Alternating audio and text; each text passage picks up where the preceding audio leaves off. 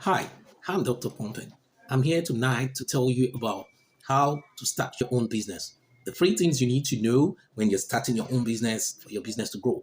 One, identify your target market. Understand the market and understand those things you need to know before going into the market. These are the things that will take you far in that business. So start campaigning in a proper manner to favor that same business.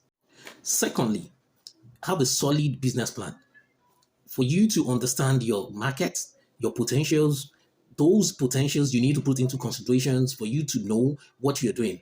And most importantly, your protected financials. That is what will give you the opportunity to grow in that same business by the time you can protect that finance you're putting into it.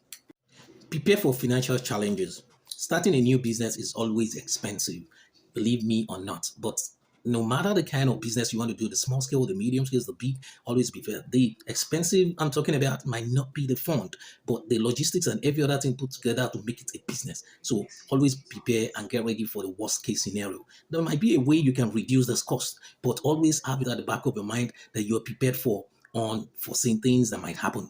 But the time you do this, you now wait until you start generating revenue from that business. That is when you can now say the business is growing. Thank you.